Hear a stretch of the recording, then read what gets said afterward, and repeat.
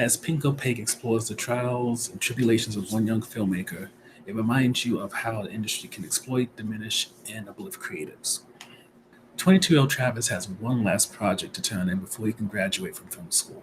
Unfortunately, his professor, Professor Baker, isn't very fond of the vision that has and gives him less than a week to fix it. This is an issue for Travis since his former roommate and still somehow current friend kicks him out. So Travis is living out of his car, trying to edit this film about homeless people while himself being homeless. But luckily, his girlfriend and up and coming fashion designer named Kristen, she's there for him, supportive of him, and while her older brother Bobby doesn't really like the relationship, she doesn't give a damn. So while things are looking bad, at least Travis has that silver lining when it comes to his life. But one of the things Kristen also contributes is that she helps excuse me, she helps Travis find his uncle named Robin, who he's very estranged from, probably hasn't seen since he was a kid.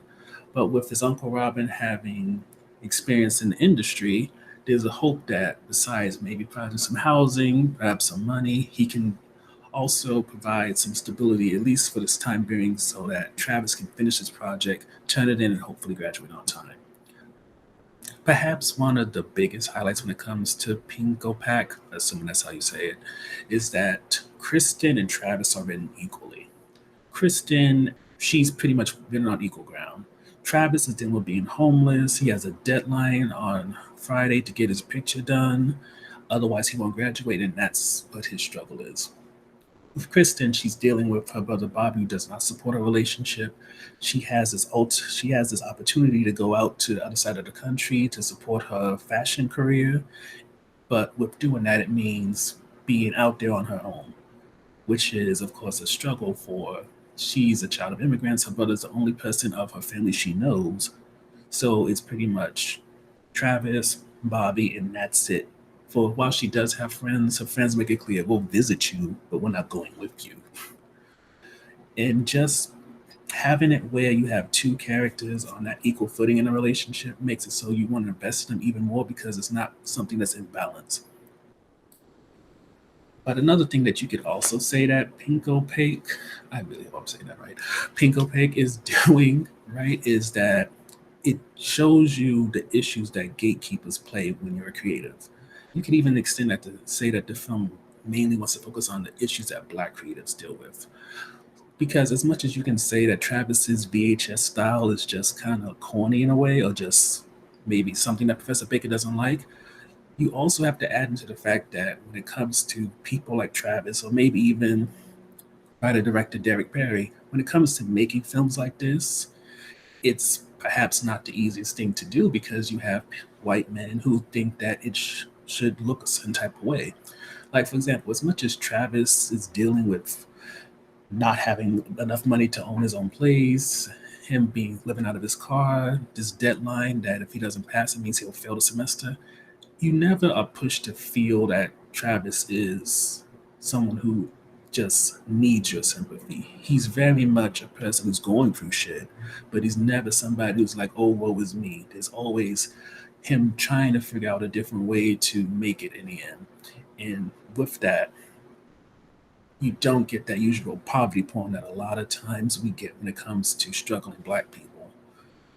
On top of that, I would say even when it came to Robin and how he felt about Travis's work, you can see it's one of those things where with with Robin's friends liking the idea behind Travis's work, while Robin can't sell any of his work, you can kind of see one kind of coming up on the ladder while the other one's coming down. And because of that, with Robin having all this knowledge and networking, all that, there's almost a part of you that may think that Robin wants to put his nephew down in a way just to even things out. If not, perhaps the better thing to say is when it comes to Professor Baker and also Robin, you can see people who have specific visions for what would work, what should work based off their own experience. And because of that, they live in their own little bubble. And because of that bubble, people like Travis, it people in life in general, you have to learn whether or not you're going to stick with what you like, what your aesthetic is, or else learn to adapt and maybe even give up on your vision in order to make it more commercial based off of whoever is the gatekeeper you're dealing with. Which, even outside of entertainment, you can think about how this applies to other fields and how you have to either learn to adapt or stick to it and possibly deal with the sacrifices that come with that, which leads to the overall rating of this being positive, definitely worth seeing. Which the reason for us is multi-part. The first part is that it just Pink Opaque is different, but it doesn't do like a lot of indie films does do, which is embellish how it is different. It gives you a male and female lead on equal footing. It makes sure that they both have individual lives separate from each other and shows that their relationship is based off of mutual attraction and not because one needs the other, it's because one wants the other. And of course, vice versa. And also, it gives you a sense of culture from both sides without it outright defining them.